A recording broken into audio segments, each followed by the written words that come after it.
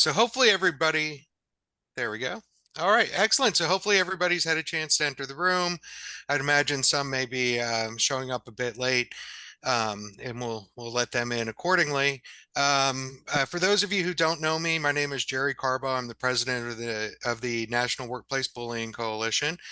And I just want to welcome you all here to our first event for October, Workplace Bullying Awareness Month, and to remind you that we will be holding one of these webinars each of the next Tuesdays of the month. So I hope that you're able to attend all of them. And we have a great group of speakers this month, and starting off with an excellent speaker who we're going to introduce in just a moment. But also want to, remind you of what National Workplace Bullying Coalition is. We are a group of all volunteers. And so, one of the things that is always critical for us is our fundraising efforts.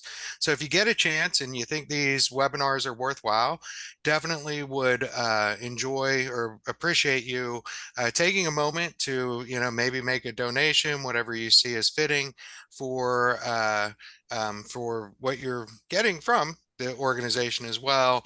And you can always do that just on our ActBlue link, and that is also a link on our newsletter. And hopefully everybody's getting the newsletter every month. And if you're not, please make sure to register, and that will come to you. So with that, I'm going to turn it over to our Vice President, Ms. Kamei, and she will walk you through this. Before I do that, though, real quickly, the idea here is if you have questions throughout, please put those in the chat. We'll keep track of those. And at the end of the presentation, we will try to make sure we get all those questions asked. And then our speaker will answer those. And if you have follow-up and you don't want your name or anything to appear on here, you can just click to change your name on Zoom, keep your camera off. And if you have a follow-up when we ask your question, feel free to jump in and do so. But until the end of the presentation, we ask that you keep your microphone muted, and that you just type your questions into the chat. And with that, unless I'm forgetting anything, I'll turn it over to Ms. Kamei. Thank you so much, Jerry. You have a great memory. You got it all. You got it everything. You made it easy for me. Thank you so much for attending this webinar, everybody. My name is Ms. Kamei, and I'm the Vice President on the National Workplace Bullying Coalition. And I'm here to introduce our speaker this evening. Dorothy is one of our board members, one of our executive board members, and she serves as our Director of Education. I've volunteered with Dorothy for many, many years here at the Coalition. She is a sweet, sweet soul. Somebody who can talk about workplace bullying and explain it in simple terms in a way that anyone from anywhere can understand what it is. And so I'd like to introduce Dorothy. She is our presenter for this evening. Dorothy is a writer, researcher, and associate professor in the Education and Counseling Department at Longwood University in Farmville, Virginia. At Longwood, she also directs the Southside Virginia Writing Project, part of the National Writing Project. Dorothy earned her BA and M.Ed at Virginia Commonwealth University and her Ph.D. at the University of Virginia. Dorothy researches and writes on a variety of topics, including workplace bullying, sexual assault, work cultures, education, creativity, and women in the workplace. Dorothy's latest book, Workplace Bullying: Finding Your Way to Big Tent Belonging, documents the stories of over 200 survivors of workplace abuse across 35 states, 10 countries, and 36 industries. You can find more about her work at Psychology Today, her newsletter, and through our website. Welcome, Dorothy.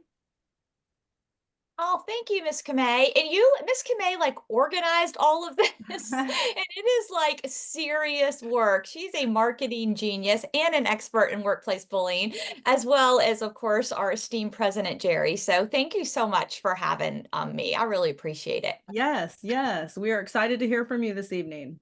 So I'm going to share my screen. I feel like it's COVID times again during my classes. I said that a million times. I'm going to share my screen. All righty. Now my first question for you all. Can you see the screen? And you can hear me? Yes. Yes. That is a beautiful thing. Mhm. Okay. So I'm going to talk briefly, maybe like 20, 30 minutes, and then we'll just have time to open it up for questions. So just be thinking we want this to be a conversation and just kind of kick off what this month looks like. So what I'm going to do tonight is basically give a little bit of an introduction to what workplace bullying looks like, and then when it happens, what to do about it. So, as a teacher by trade, I always like to kind of know like our roadmap, where we are going in the world. So this is what we're going to do. I'm going to talk a little bit about the definition, and then the characters of workplace bullying, what the plot cycle looks like or the trajectory, what happens, the fallout, and a theory that I've been working on and I would very much like your feedback on. And then what do you do once it happens to kind of get out of that hole and start to heal? So let's see what we got. Oh, a thing doesn't want to turn. There we go. All right, now I think we are back. Okay, so one of the first things I know in my own experience, I started researching workplace bullying because I had this horrific bullying experience myself. And I just had no idea what had happened. I always had a lot of friends, worked in great places. And then when I entered this certain culture, I was like, what is going on? And what we know from research and just from our own personal experiences, when we can name what's happening to us, it really gives us this sense of empowerment. So there are so many definitions of workplace bullying, but this is the one that I use. Workplace bullying is the degradation, and that word is important, of a person's character through gossip, manipulation, sabotage, gaslighting, exclusion, and ostracization with the goal of revoking her belonging. And what you're going to hear me talking about a lot tonight is this idea that the harm of workplace abuse so often stems from this idea that you no longer feel like you belong to your community, and then really more tragically, that you don't belong to yourself. Before we move on, I think it's also really important to talk about what workplace bullying is not. It is not a personality conflict. It's not teasing. It's not just this natural part of a competitive environment. It really is this career-altering, life-threatening, debilitating assault on one's humanity. So let's keep rocking and rolling. I am a narrative inquiry researcher. And so, what that means is that when I want to go into a situation and try to understand a certain phenomenon, and a phenomenon is just a fancy word for a shared experience. And in this study, I was looking for what was the shared experience of people that experienced workplace abuse. And one of the things I do, one of our protocols is, as narrative inquiry researchers, I don't ask a lot of questions. I do basic demographic questions. Of course, everything is anonymous. I don't have anybody's names. I always change identifying information. And then I really just say, tell me your story. And for this first study, I asked two questions. Tell me a story about a time that you were bullied in the workplace, and then tell me a story about a time that you worked somewhere that was creative and you just felt excited and like you belonged. And at the end, I ended up collecting 200 stories across 35 states within the United States, 10 countries, and 36 different industries. And one of my goals as a narrative inquiry researcher is, when I am studying a phenomenon, whether I am looking at sexual assault, whether I'm looking at how teachers interact in school, whatever the phenomenon might be, I'm trying to figure out, like, what's the story? What's the setting of the story? story, who are the main players or characters, and what are some of the typical plot lines. So that's what I'm going to kind of share with you right now. So some of the setting characteristics that bubbled up from the data, they were really, and again, if I go back to this idea that bullying is not a personality conflict, it really is a cultural problem. So the setting is important because it's cultural, and the cultural piece really sets the stage for the later workplace abuse. And what we typically see in organizations that have bullying behaviors or a toxic culture is there tends to be this very closed hierarchy. So there's just this, we discourage people from kind of talking to each other, from talking up and down the hierarchy, and from any kind of cross collaboration. There is this complete lack of transparency in decision making. There tends to be really strict group norms. So this is how we act, this is who we like, this is what we think. And sometimes, like I love Brene Brown's term, she'll talk about common enemy intimacy. Sometimes what we'll see when we have really strict group norms is that people bond not because they necessarily care about each other or have the same value. They're bonding over hating the same people. Toxic work environments also tend to be pretty conflict avoidant. So the meeting might look great and you're like, wow, everything went so smoothly. But what you didn't know is that there was a meeting before the meeting and a meeting after the meeting that you were not invited to. And there also tends to be a lack of constructive feedback. And when something goes wrong, instead of just going, gosh, like I'm really curious, like what happened, what went down here, there's just this thought of blame and shame and kind of sweep it under the rug and pretend that it never happened. The other thing that was really fascinating is that when I was looking across these 200 stories, which was like, I want to say it was like 850 pages of narrative, these characters started kind of bubbling up and talking to me. It was fascinating. And six characters really started to step up on stage. So I'm going to share who they are now. The first one is the creative, and you might think about this person as the target or the victim. I tend to use the word target or I use the word creative, and the reason I'm going to say creative will make sense in a second. When I looked at like the typical kind of picture of who was bullied, there were some things that they really had in common.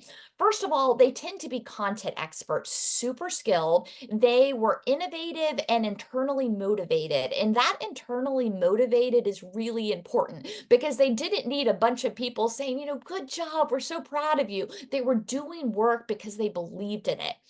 They also tended to be different in some way. Oftentimes, they thought just kind of in this really innovative way of kind of looking at problems. And that was completely different than what their organization was used to. And because they were thinking about problems in a new way, that kind of shook up the status quo. They also tended to be highly ethical. We'll talk about whistleblowers here shortly. And they were very well liked. Like their colleagues were like, oh my gosh, I love working with Susan.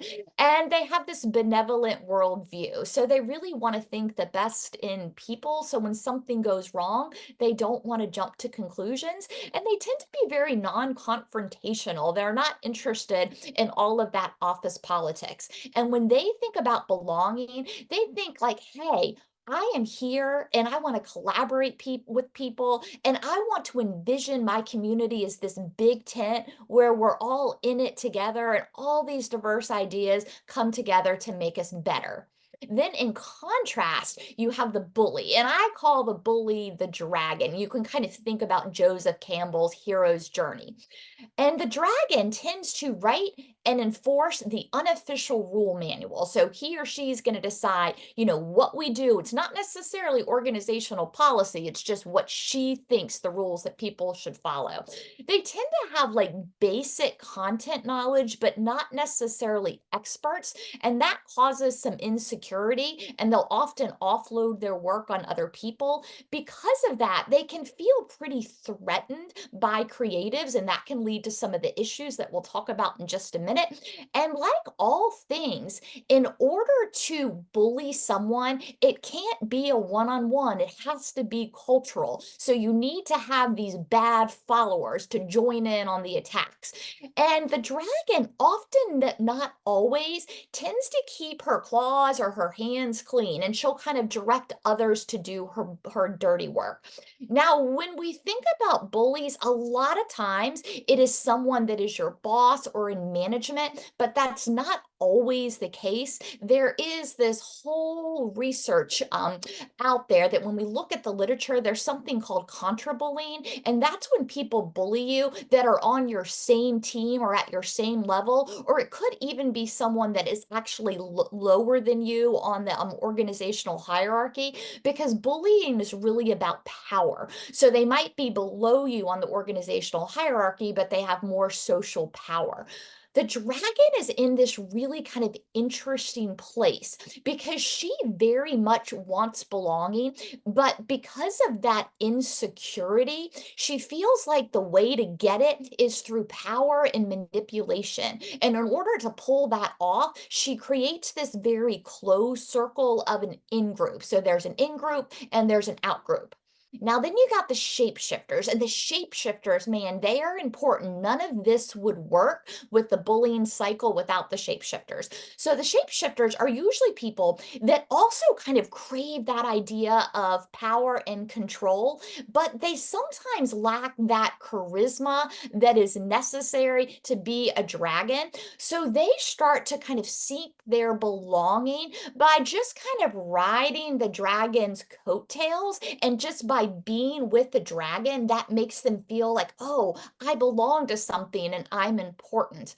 The dragon or the bully takes advantage of those insecurities and often will deploy the shapeshifters to go out and kind of do that dirty work. Then you have the community builders. The community builders are generally just like these really nice, kind people, but they've got great ideas and they want to belong and they want the workplace to be lovely and enjoyable. But what they're really worried about is rocking the boat. And because of that, they're very in tune about the community. They understand the hidden curriculum, they understand what's going down with the shapeshifters and with the dragon. And so they just kind of keep their head down, and they don't necessarily join in on the attacks originally, but when things get bad and they're forced to choose, they're going to go ahead and side with the dragon if the dragon has more power. And then in most organizations, you've got one or two people that are kind of leading. So these people are often above the dragon. So first off, you usually have someone that I call the figurehead, right? And that is this boss that is highly concerned about losing her power. And because of that, she tends to really micromanage. She likes rule followers because she does not want to be questioned. And she too, like the dragon, kind of creates this closed inner circle.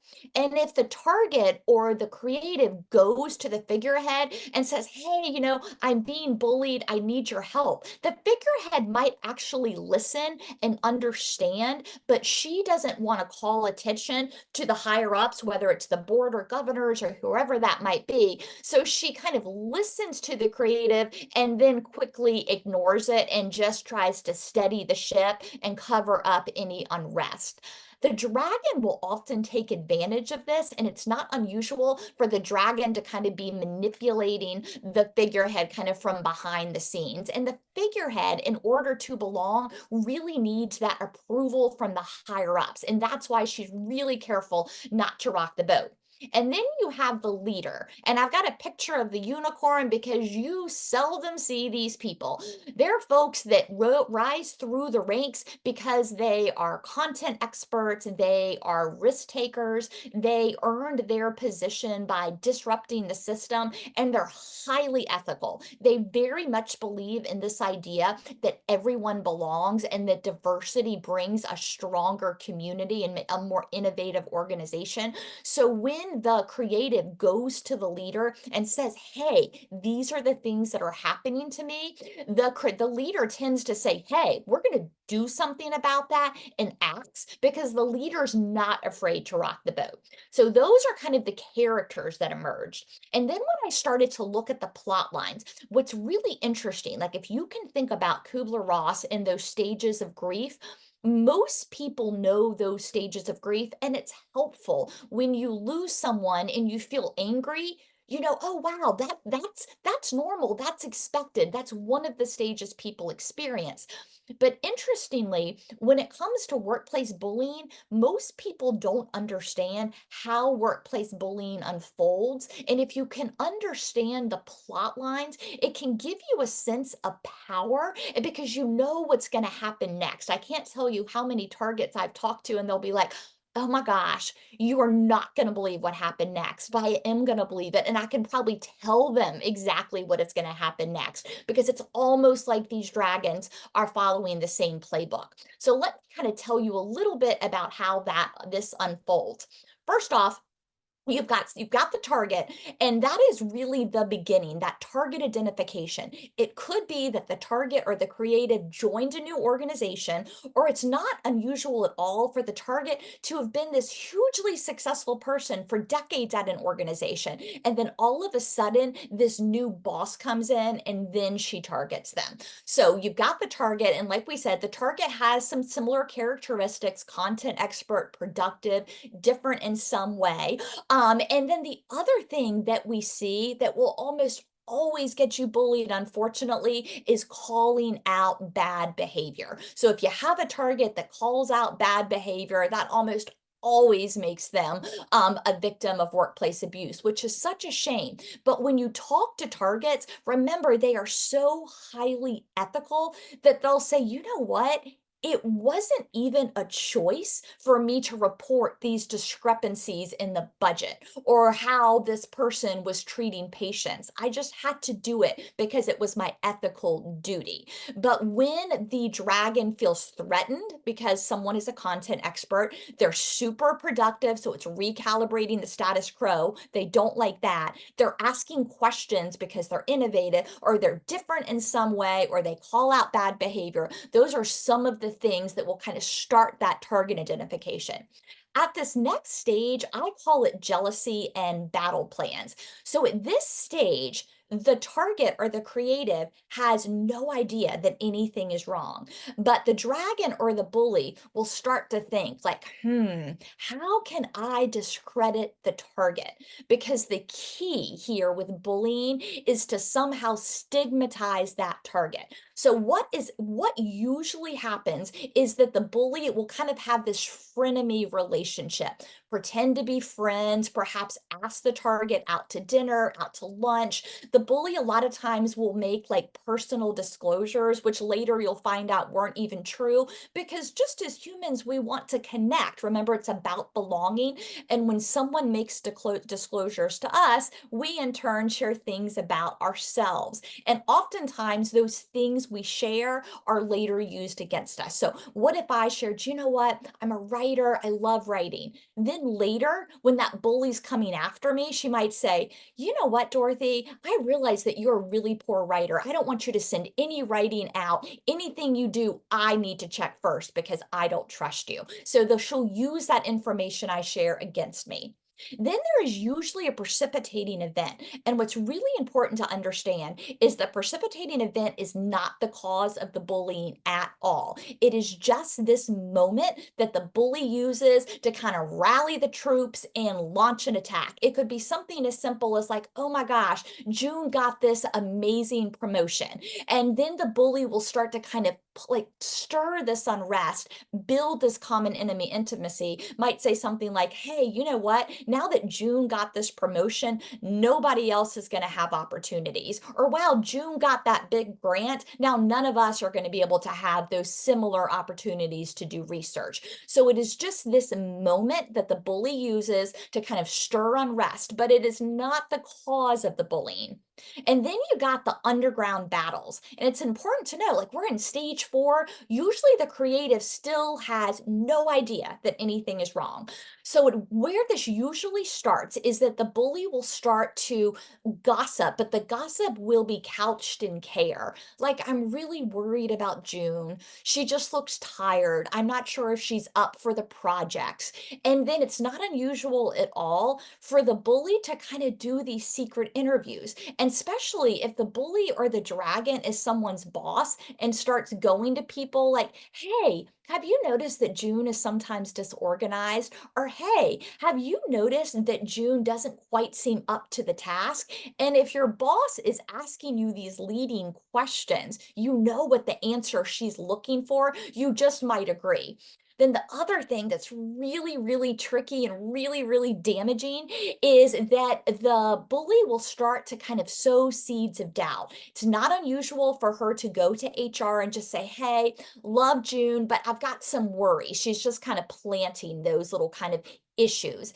And then the bully will often go to her own boss and say, hey, really enjoying June, but I've got some concerns. I just want to put June on your radar. And this is also that moment that the bully will start to kind of start these exclusion moves. And she might say, hey, you know what, guys?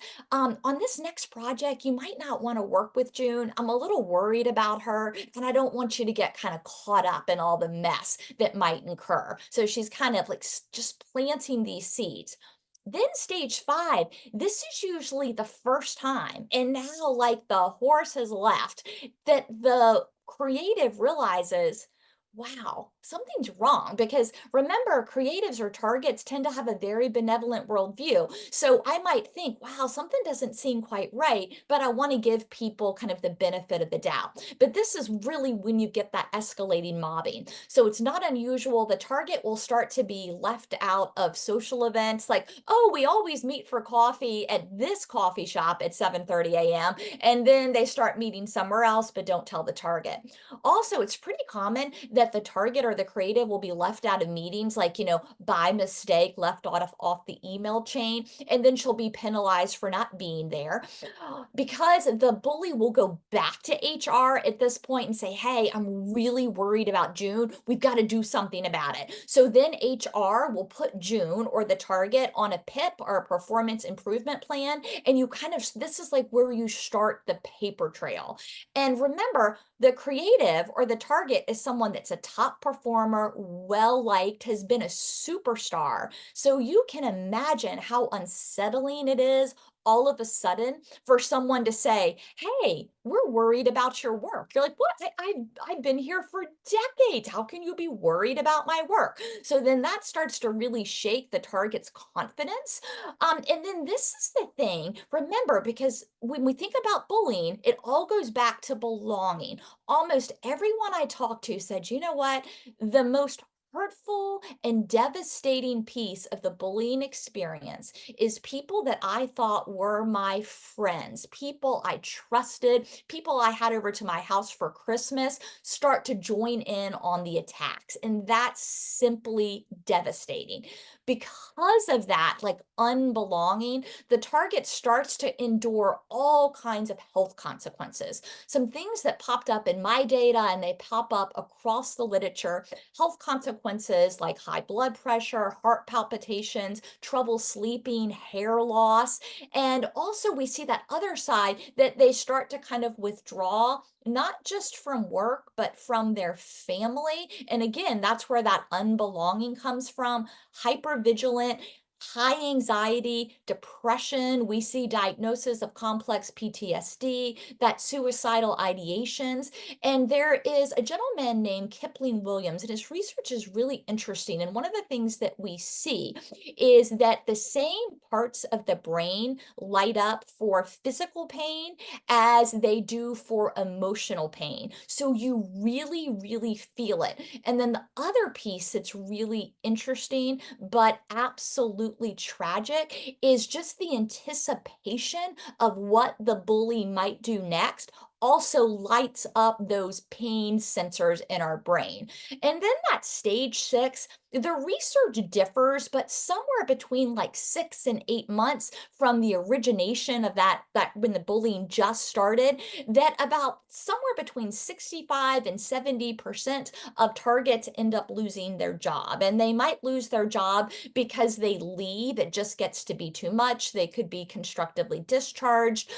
They could be terminated, or people do really just terrible things. Like they'll move you to another location that's an hour and a half away, or move your office to a basement, or some way they just kind of move you out.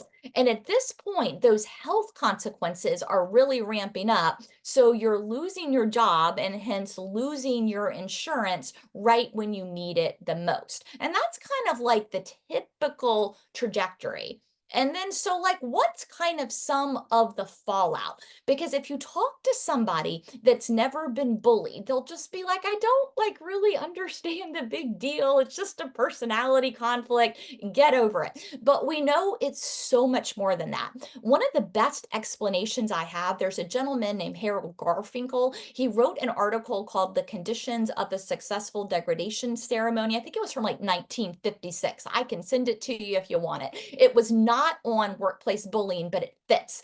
And he really said, and this just sums it up, that bullying, I'm saying bullying, he's using just the idea of degradation, but a degradation ceremony is this idea that you have strict group norms. So think about it, you're in an organization, you have strict group norms. You as the creative break the group norms. I mean, goodness gracious, you're super good at what you do. You recalibrate the status quo, and you try to kind of offer up creative solutions to institutional problems. All really, really good things, but you're going to be punished for that.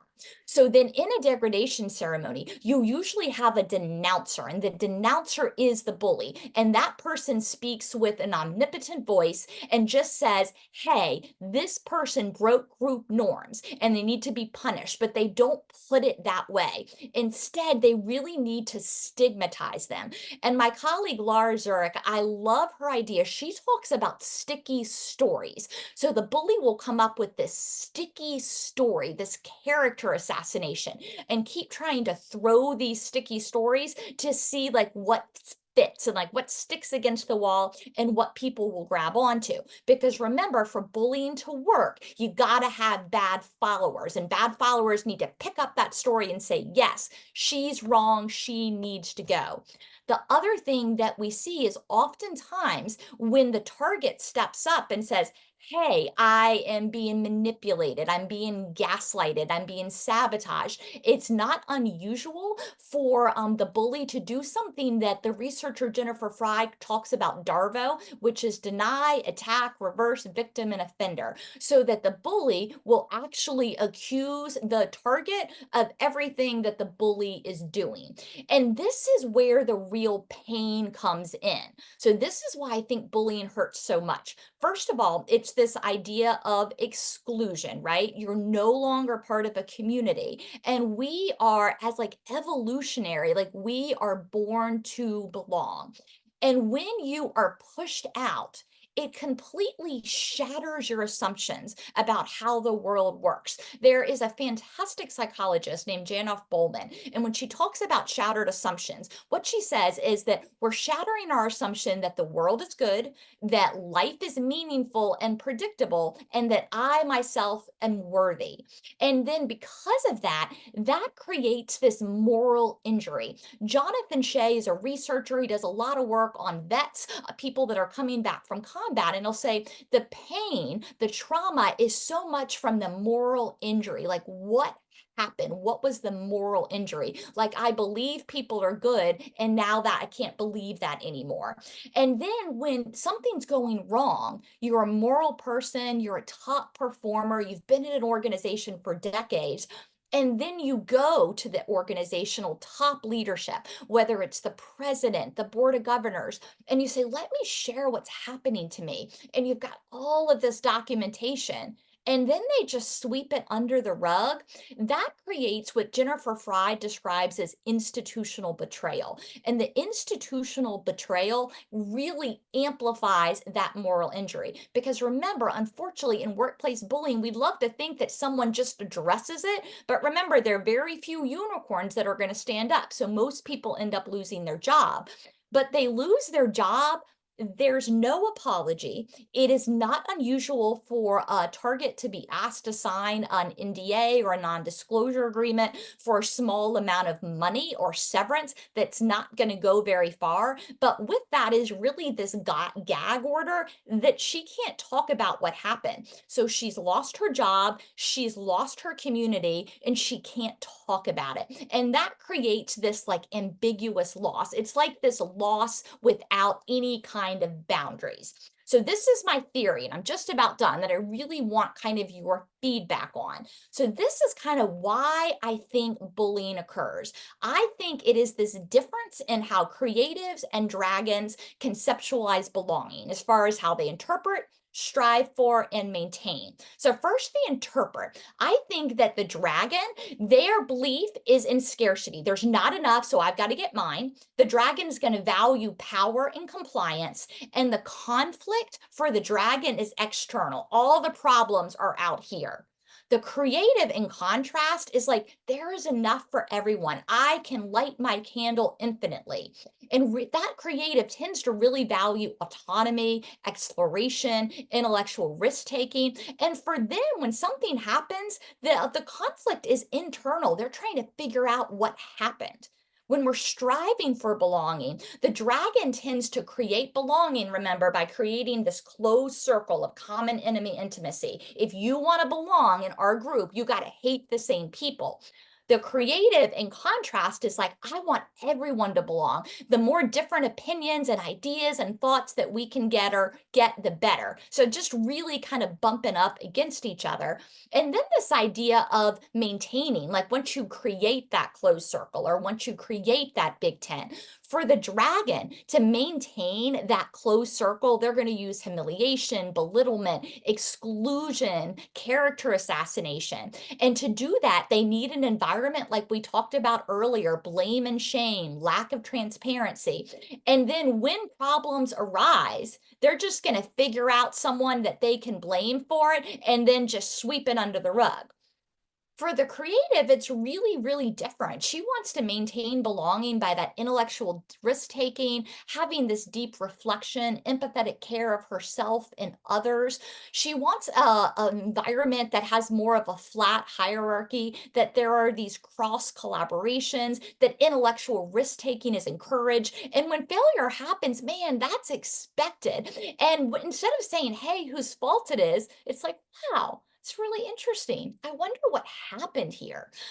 The last thing I'm going to share are just some ideas that have bubbled up in the research and from my own experience. Like, what do you do when this happens? So first of all, for me, when I think about like how do you heal from workplace abuse, that it's not about forgetting or pretending that everything is okay. It's really this recognition of what happened and learning to carry it in a new way. And a lot of times what that means, and instead of trying to kind of fit it into your life narrative, and it doesn't fit at all, you really have to write this new story.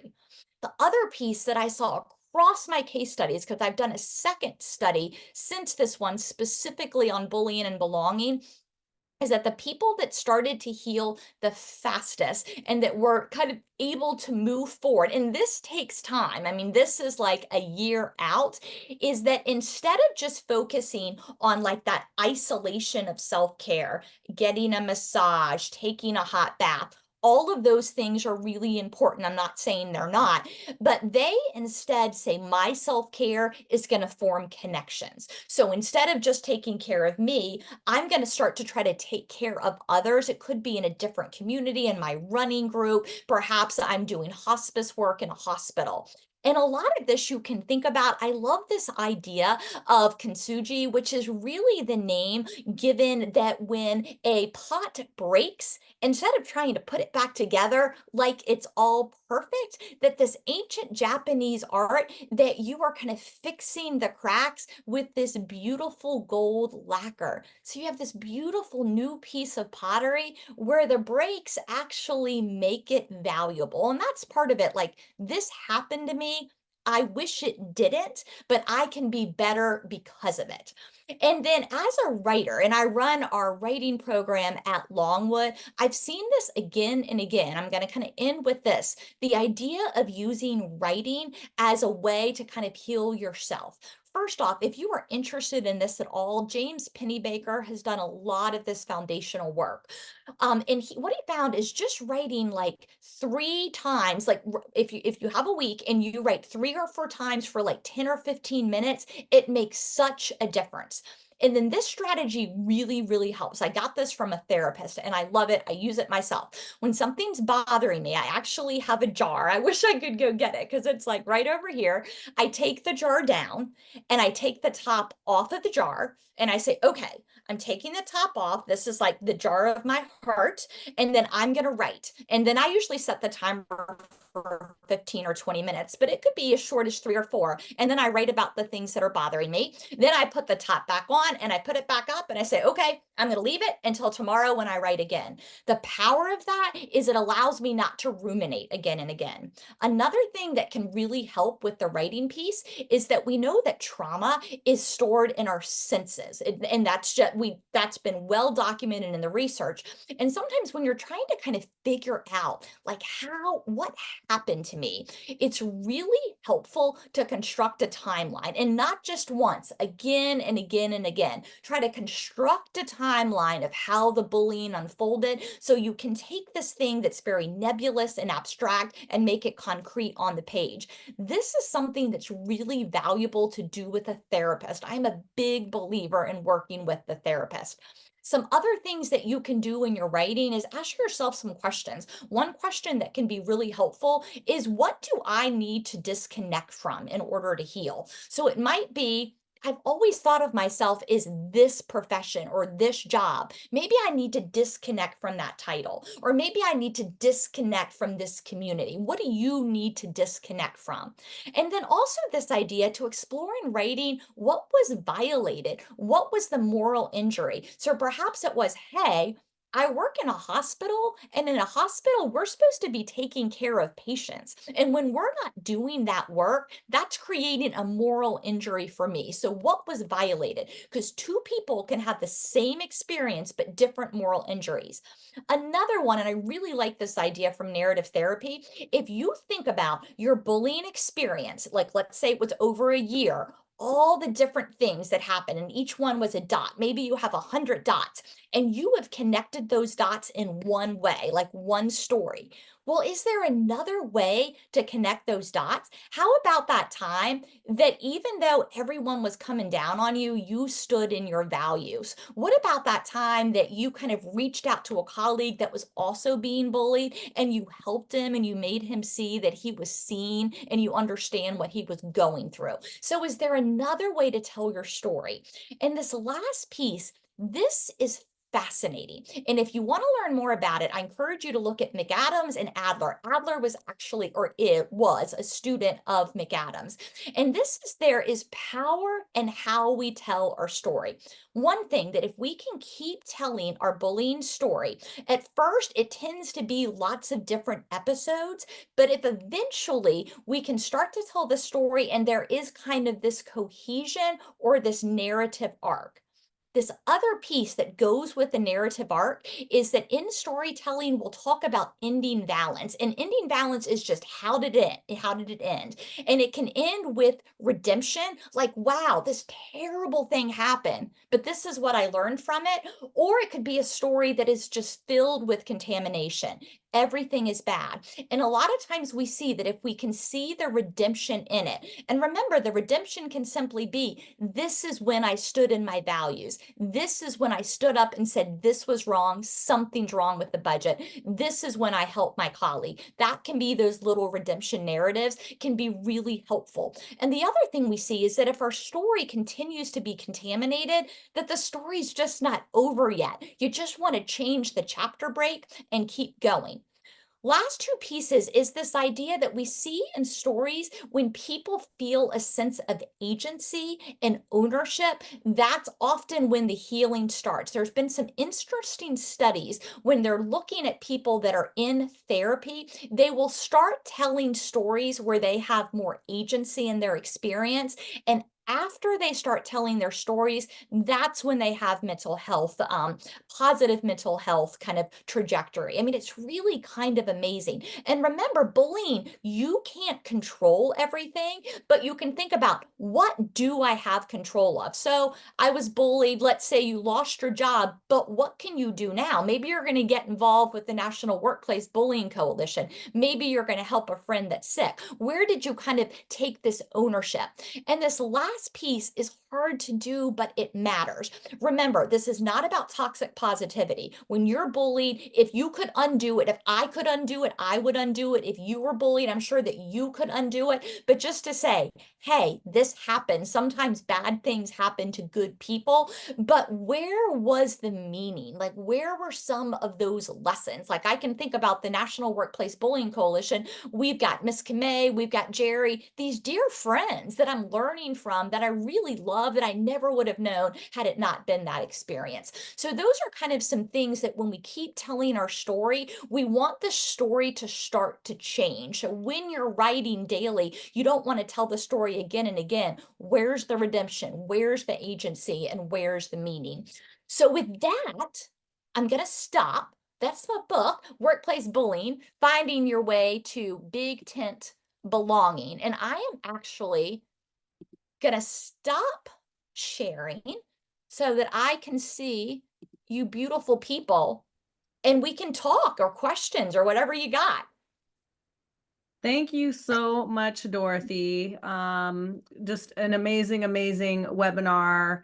I've read your book and was able to relate to every single chapter in your book, and it gave me such clarity in my healing and recovery to really understand the play, right?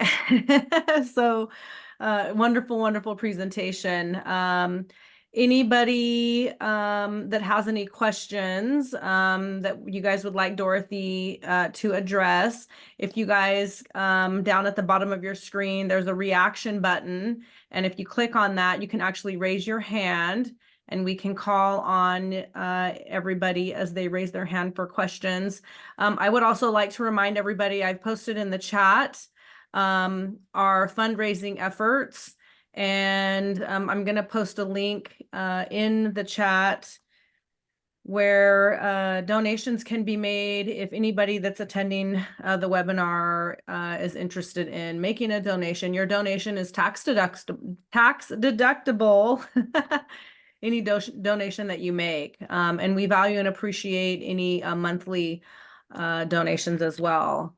So I'm posting that in the link for anybody who's interested. Okay, we're ready for questions. Let me just share with you in the chat, Dorothy. Wilma says, well done, Dorothy. She gave you a few red love hearts. Erica Carp, so powerful. Thank you. Oh, thanks, folks. And let's just remind everyone too that we are going to keep recording. So if you don't want your name to appear, if you just click on your little screen of your name, the three dots that will show up, you can take your name off if you'd want to do that before you ask questions. But if not, feel free to keep your name, ask questions, and we'll be looking for hands being raised or questions in the chat. I'll share with you, Dorothy. Margaret Downs has shared, this was incredible information, and I'm so grateful and excited to read the book. Yes, Margaret, the book is amazing. You won't be able to put it down. Yeah. Okay, we've got a question from Mr. Price. Welcome to our webinar, Mr. Price. Thank you. I'm Dorothy, and Dorothy just very kindly did a podcast on the same topic for me, which was out at the moment, and just fantastic. I think I wanted to kind of lead into the question you talked the follow up really from this, and you mentioned it when we spoke about your work on ostracization and the new research that you're doing in that area. When is that? How's that work going, and what are you finding from that that's going to be coming out for people to think about in the future? Yeah, that's such a good question. And Jason, it's so good to see you. Jason's in New Zealand. So what time is it there? This works really well. It's 10 to 1 in the afternoon. Okay, okay, it's so good. Tomorrow. We're It's on so we're on Wednesday. Gotcha. So somebody from the future. I love it. And you've got to listen to Jason's podcast. It's so good. He's interviewed so many amazing people. Yeah, so what I've been looking at now is my second study. Instead of saying what happens, like what is the story of when you were bullied, I'm saying what was the repercussions of kind of losing your belonging in your work community or losing your belonging to yourself. And I would say one of the really tragic but fascinating findings is that people said, hey, it's not just that I don't feel like I'm part of this community, even if I'm still working here. It's that folks have told these sticky stories. Again, I love Laura's term, and they've created this image of me that's not me at all. And I don't even recognize myself. And because of that, then I start losing belonging to myself. And then we see that sometimes even most tragically. Sometimes, like Goffman will talk about total institutions, places that you eat and sleep, and it's like your whole life. Like that could be teaching or in fire and rescue, like we talked about, or police. So it's like once you lose your job, it's like you lose everything. Like you're losing your family and you don't even know who you are anymore.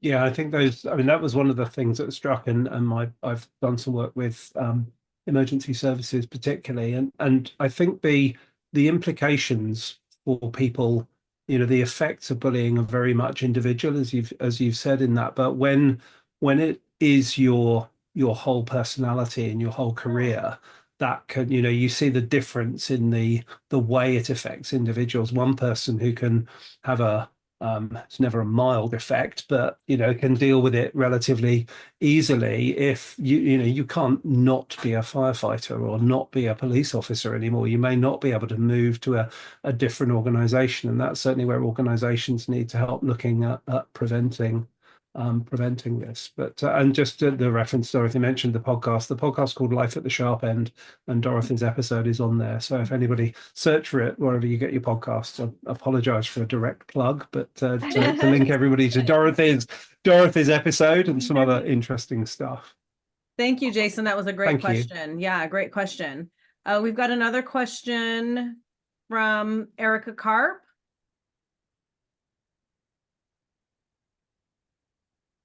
Go ahead and unmute yourself, Erica. Yep, I tried to. Yep, there we go. Thank you so much. This was so incredibly powerful.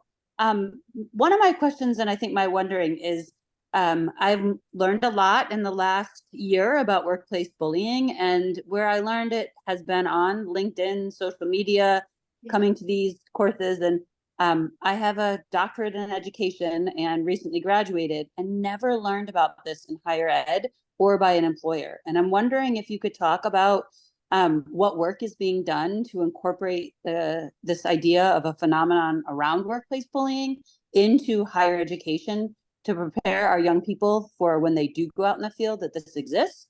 And if there's anything being done just around getting this more into the academic literature, and I'm just shocked that it has to be taught after and not embedded into courses. So thank you so much for today. Yeah, absolutely. That's such a good question. And I'm in the education department at my university. So and have been a teacher all my life, elementary and middle school. So I am with you. One of the things that we see in higher ed, unfortunately, sometimes they'll have a session in one of their classes in an ed leadership degree, but most often it never comes up. And in my research and across the literature, we see some of the highest rates of bullying in K-12 education. Nursing is a big one, and in higher education. And like you're saying, if you're a tenured professor, you're on that tenure track, and you can't just leave your university. Like, you have a family and you got to move to another state. And so that's just not an easy transition. So to answer your question, in my experience, universities aren't talking about it at all. Jerry, what would you say? Jerry's also a professor. Yeah, no, I think this is exactly right. I mean, we don't talk about the world of work in the way that we should. And not just at the university level, but at the K-12 level, right? Everybody's going to be an employee. I always start my classes off with that. I teach in a business school, so most of my students think, "Oh, I'm a member of management." The first thing I always ask them is, "How many of you are going to be employees?" And of course, they all have to raise their hands. But we never tell them what that means. And so we really need to work on that at K-12, higher ed, everywhere. This should be talked about. And I thank you so much for bringing up that point. Was it Erica? I think it's a great point. So And Erica, like you said too, we know that there needs to be a lot of education with upper management and also human resources about what this looks like. So when you have this star employee, and then all of a sudden you have someone that's coming to complain about her and saying these things, and it doesn't match it up at all with her past performance, to know that workplace trajectory and say like, huh, something seems wrong here. Great question. Great question, Erica. Thank you so much, Jerry and Dorothy. We've got a couple more questions. Ms. Margaret Downs, go ahead and unmute yourself. Hi. Hi, So Margaret. just a really enlightening and wonderful opportunity to hear this information and the kind of collection of stories that you seem to have gathered. Um, and I can't tell you, like, it's brought up a lot because I was also in higher education and I spent 10 years teaching and went through just unbelievable bullying cluster in that time frame that is still being executed at this university. And as I've gone through this process for the last 4 years, I'm definitely in the healing stages now. But it has taken a lot of effort, and really understanding, trying to learn as much as I can about what happened. I think my question is really, and it's not something, it's like, how can I connect with people who can help us as a unit? Because at this point, I would say we have probably 26 faculty members, um, with all of us collectively going through some components of what you described in different segments with both the emotional and psychological abuse. Although in my case, it was a financial, just catastrophe, having to leave my job. I'm so And sorry. I didn't get fired from my job, but I left my job and had a 2-year-old at the time. So I've been looking for resources and actually had tried to connect with someone on your research team, and I never heard back. But we are trying to collectively put our story together and Yeah. publish it. I don't know the best route to go forward, and really trying to find the resources to help us figure out what that pathway is. Um, but it's a pretty phenomenal story and something that I just feel like needs to be told. And when I hear just collectively of what you've learned from talking to 200 people in all these different countries, I'm curious how you recruited your subjects and how you found them, and then how you documented their stories, and then ultimately kind of came up with this content that you have been able to deliver. And So I'm looking kind of for a number of things, but how to format the story, you know, I mean, Yeah. you can't just come out and blast a university, right? Right. Or people individually, but you know, in terms of organizational change and being able to impact and affect change, especially, I mean, I've been in healthcare and higher ed. I'm a dietitian by trade, but so I've seen it throughout my career in various different contexts. But this was the first time I was an actual target. And I think that, you know, for me, over half the people I went through this with still don't even really understand what happened, you know, Yeah. because they haven't dug down into the deep like I did about what really happened and how. So I guess Absolutely. my first question is resources. Yeah. What's out there? How do I connect with people to maybe get our research started or our story started? And then the second question is, what do you do about it? Like when you're in the middle of it and you know it's going on, but you can't effectively make changes in a university setting when you have those, you know, those layers of hierarchy. And our human resources department was very involved, our ombudsman. I mean, how do you effectively deal with these people? I mean, it's like it's still impossible. I mean, this person's still in charge and it's still happening and it's 4 years later. But it's been going on, I would say, a total of almost a decade. I'm so sorry. And that's a really Yeah. probably long and complex question. But here I would say a couple things. One of the things that can be effective when you have a toxic work environment, if you can bring in someone from the outside to come in and do some of the education. So Jerry and I have talked about this. Like it's hard to do it. I would not do this work at my own university, but I go to other universities and I might have Jerry come to my university. So it's helpful to have like an outsider. That's kind of a beginning. As far as the research, I can like set up a meeting and we can kind of talk about that offline. But I had to go through our IRB, our institutional review board, and you know all of the ethical protocols.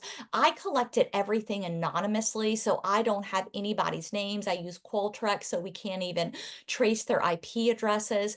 And on my website and through LinkedIn and social media, and then just kind of through Snowball is kind of how I got the stories out. And they actually came in fairly fast. It was not my original intention to be international, but that's just how it happened. And within the United States, and Jerry so much more can talk about this so much more eloquently, but we're one of the only industrialized nations that doesn't have protective work legislation. So there's international stories are really helpful because so many folks are way far ahead of the United States.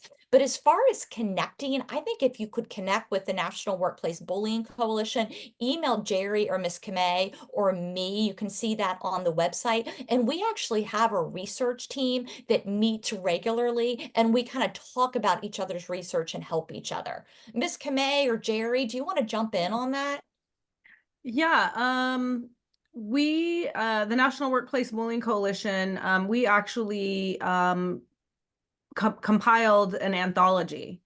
And so, you know, we created this project and we use the power of social media, you know, reaching out to targets of workplace bullying, you know, who are willing to share their stories. And we compiled over 25 stories. Some people, you know, remained anonymous in their story. But we had great participation, and we really, that's where NWBC really began to grow our community of target support and, you know, employees against workplace bullying was with our book project. And we compiled that back in 2016. Several members, several participants, or some participants tonight are from the book project. And, you know, there's a huge community on social media, across social media platforms, where you can connect with people with real stories as well. Jerry? Yeah, I think that's a perfect start. We would love to help you get your stories out. Ms. Kamei was critical in that book publication, and so she knows all the ins and outs of that. But we would love to get your group together. We'd love to help you if you're interested in putting a higher ed group together, within NWBC, and then you can sort of run those meetings. And trust me, you will get a ton of people. And as Dorothy mentioned, from higher ed, we always do. And someone mentioned K-12. We should have a K-12 group too. And Wilma, who has her hand up, has helped us do a lot of the K-12 work, and we see so much of it there. And reach out to us again. We've been a little bit lax in our meetings, especially with the research group because of some turnover, but we're getting started again. And this month is sort of that kicking things off. So, by the beginning of next year, we plan to have all these meetings regularly occurring. Would love to see you there. Would love to help you organize a group if you want to, and a group that you could lead, and we could give you the platform to use to do that. And we're also working on resources, by the way, because we want people to be able to. We're very limited, to Dorothy's point, in the United States. We're so far behind the curve on this. We have, one law that actually has any teeth, and that's in Puerto Rico. We have some, laws that require policies, such as in Virginia, but those don't have any teeth to them. So for now, we're hoping to also help people get into just even resources like know where to file unemployment, know if your state might have psychological workers comp claims, know where to find attorneys. And we do have some really good, I think, training videos too that say, look, we don't have laws around workplace bullying, but we have similar laws. And sometimes it takes getting a creative attorney to say, I'm going to take this case as a gender-based harassment case, because I found how it differs for maybe women in the workplace versus men. And that's one of the things the EEOC, when I was on the task force studying harassment with the EEOC, really stressed, is we've got to find out ways to be creative here. And while, it may not be directly based on gender, it doesn't mean it doesn't impact people based on gender or their disability or their race or their religion differently than it's impacting others. So we need to be able to find attorneys who will bring those claims, and we hope to help you do that too.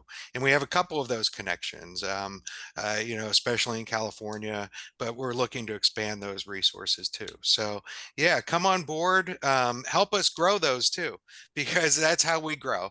All volunteers, and so the more people we get volunteering, the better resources we have for others who need them. So. Yeah, and in closing, Margaret, I'll share with you the National Workplace Bullying Coalition is in current conversation with the city of Milwaukee.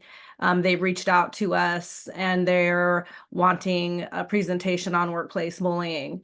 And we're kind of building, if you will, this curriculum with the city, and putting together, an initial presentation, and then also follow it up with training. So while you have experienced this horrific experience in your workplace, there are employers out there who want to commit to a bully-free environment. There are employers out there who are listening, who are paying attention. And, as I consult with my clients and targets of bullying in the workplace, your next, place of employment is going to love you. They're going to value you. They're going to respect you. They're going to appreciate your experience and the talents and the attributes that you bring to the table.